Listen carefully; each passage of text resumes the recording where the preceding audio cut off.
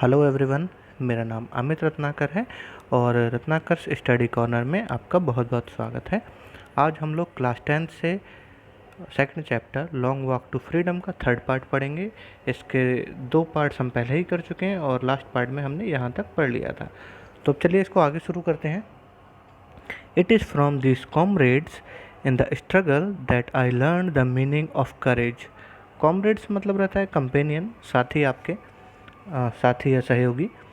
तो वो कहते हैं कि ये जो मेरे कॉमरेड्स थे, जो मेरे साथी थे, उनसे ही मैंने करेज का, साहस का मतलब मुझे उनसे ही समझ में आया। Time and again, time and again का मतलब होता है बार बार। टाइम एंड अगेन मतलब बार बार। I have seen man and women risk and give their life for an idea.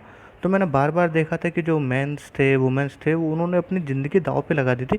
किस लिए? सिर्फ एक आइडिया के लिए। और वो आइडिया क्या था?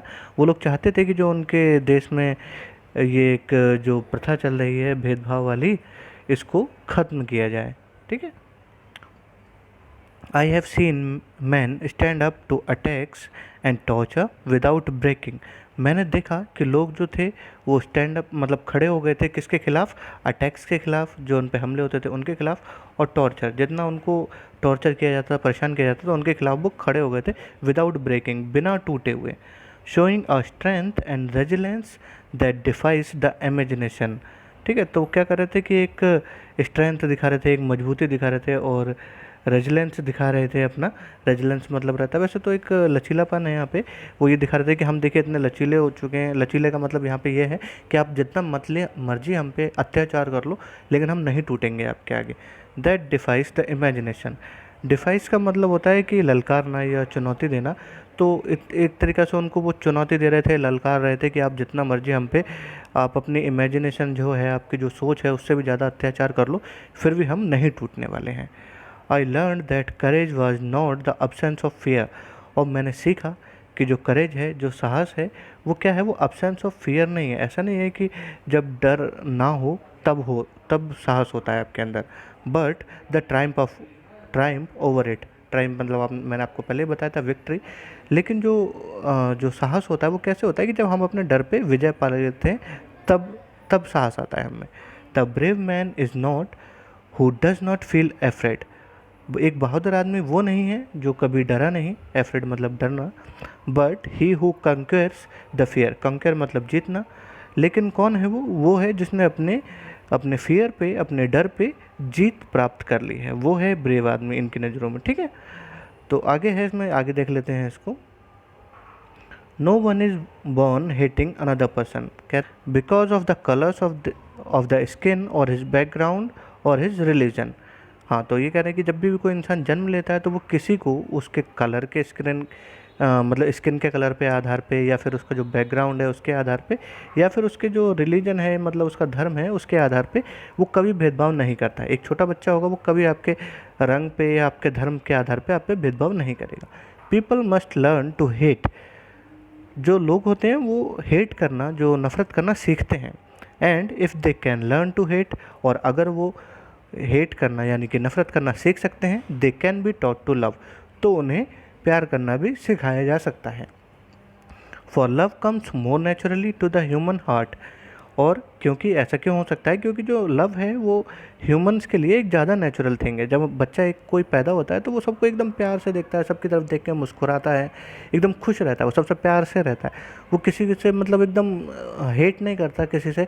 वो हेट जो चीज़ है वो बाद में उसे सिखाई जाती है।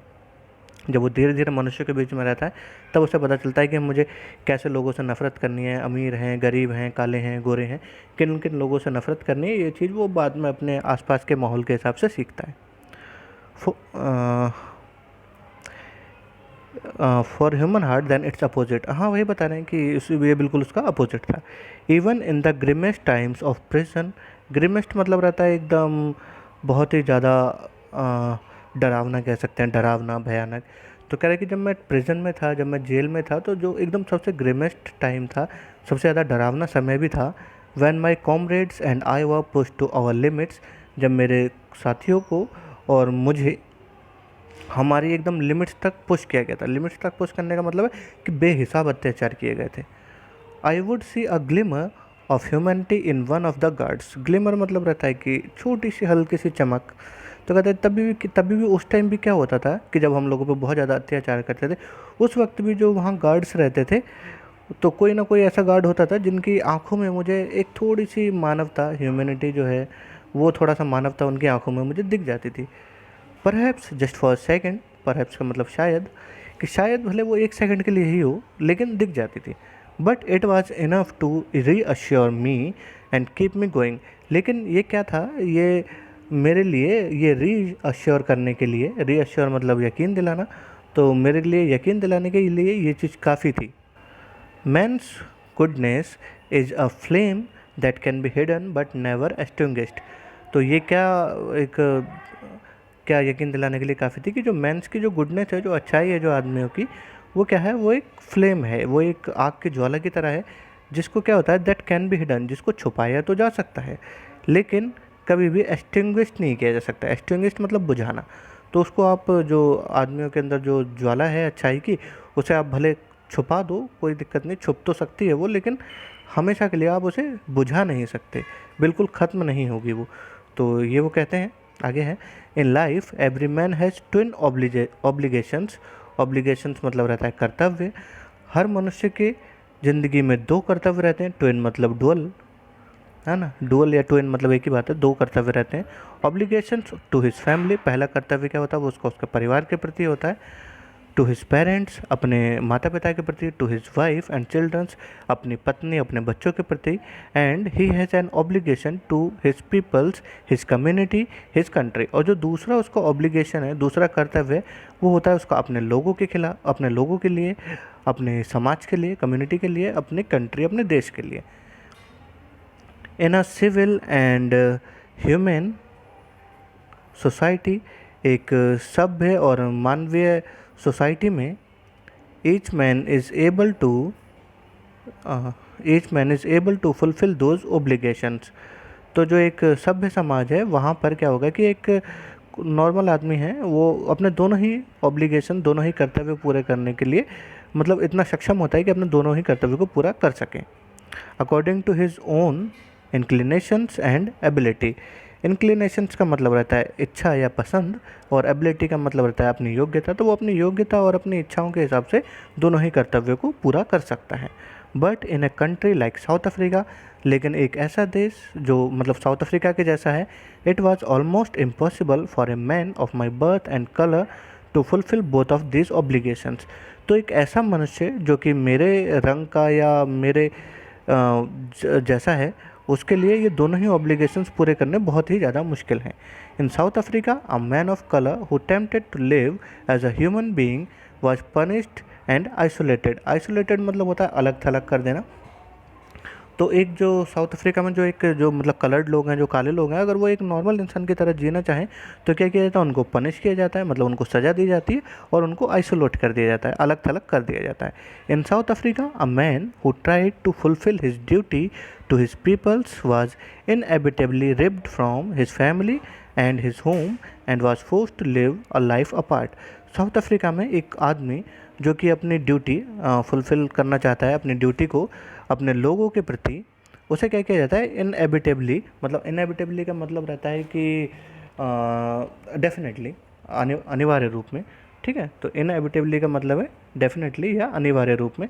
तो उसे अनिवार्य रूप में क्या किया जाता है, ripped from his family. Ripped off का मतलब ऐसे तो होता है फाड़ना या काट देना, लेकिन यहाँ पे इसका मतलब बोल ले देते हैं अलग करने से। तो उसको क्या होता है कि एकदम अनिवार्य रूप से उसके फैमिली से अलग कर दिया जाता है, उसके घर से अलग कर दिया जाता है। And was force to live a life apart, और उसको अकेले रहने के लिए मजबूर किया जाता है। A twilight existence of secrecy and rebellion.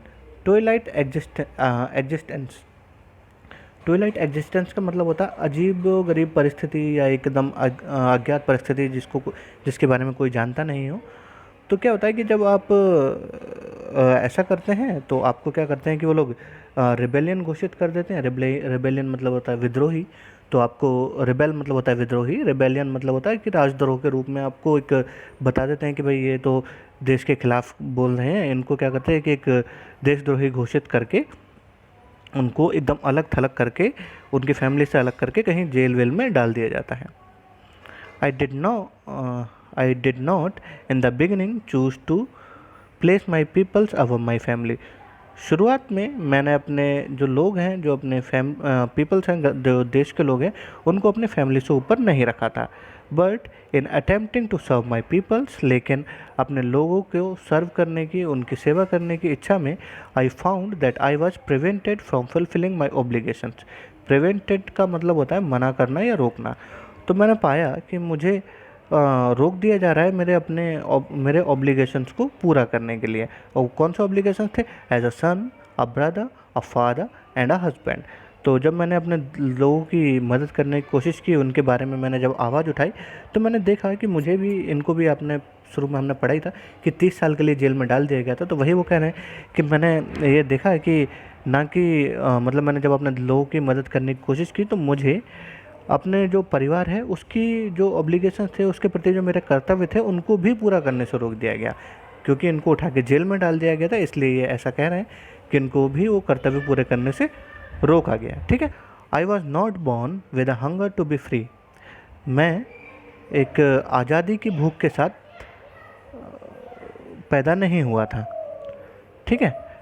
जब ये कह रहे हैं ना, आई was not born with a hunger of free, मैं एक आज़ादी की भूख के साथ पैदा नहीं हुआ था. जब मेरा जन्म हुआ, आई आई वॉज बॉर्न फ्री, कि जब मेरा जन्म हुआ तो मैं एकदम आज़ाद था.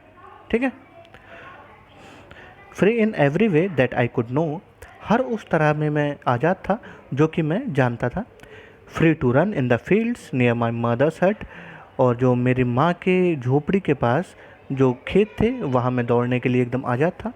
Free to swim in the clear stream that run through my village, और जो इनके गांव के पास में एक जो एकदम क्लियर जलधारा बहती थी, एक नहर बहती थी इनके गांव के पास में, उसमें तैरने के लिए मैं एकदम आज़ाद था. फ्री टू रोस्ट मिलीस अंडर द स्टार्स, तो और किसके लिए फ्री था कि मिलीस के लिए. मिलीस मतलब रहता है मक्का, उसको रोस्ट करने के लिए, मतलब भूनने के लिए. तो जो मक्का था उसको भूनने के लिए मैं पूरा तरह से एक आज़ाद था कि रात में, चांदनी रात जो है, तारों के नीचे वहाँ बैठ के मैं उनको खाना अपना बना सकता था, मक्का को भून सकता था. And ride the broad back of slow moving bulls, और जो वहाँ धीरे धीरे चलने वाले जो बुल्स थे, जो सांड थे, उनमें भी मैं मतलब आराम से बैठ सकता था. ऐसा कुछ नहीं था मेरे को, कहीं भी मैं अपने आप को एक किसी का गुलाम नहीं समझता था. मैं हर काम करने के लिए आज़ाद था. As long as I obeyed my father and abided by the customs of my tribe, और कब तक मैं आज़ाद था? जब तक कि मैंने अपने जो पिता हैं मेरे, उनकी बातों का पालन किया, ओबे किया उनको. And abided by customs, abided by का मतलब होता है अबाइडेड बाई का मतलब होता है पालन करना. तो जब तक मैंने अपने माता पिता की इच्छा का, उनके कहना माना, और जो कस्टम्स थे, जो रीति रिवाज थे मेरे ट्राइब के, जो मेरे जाति था, कबीला था, उसके रीति रिवाज थे, उनको जब तक माना, तब तक मैं एकदम आज़ाद था. आई was not troubled by the law of man और गॉड, तब तक मुझे किसी भी तरह के मनुष्य के बनाए गए लॉ से, कोई भी मनुष्य के बनाया गया कानून था या भगवान का बनाया हुआ कोई भी कानून, तब तक मुझे परेशान नहीं किया, जब तक कि मैंने उनके खिलाफ़ बोलना शुरू नहीं किया. जब तक मैं उनकी बात मानता रहा, तब तक मैं पूरी तरह से आज़ाद था. तो चलिए ठीक है, थर्ड पार्ट यहाँ पर रोकते हैं और आगे इसमें फोर्थ पार्ट में पढ़ेंगे. और आपको वीडियो अच्छी लगी है तो आप लाइक कीजिए, अपने फ्रेंड्स के साथ शेयर कीजिए और चैनल को सब्सक्राइब कीजिए. Thank you.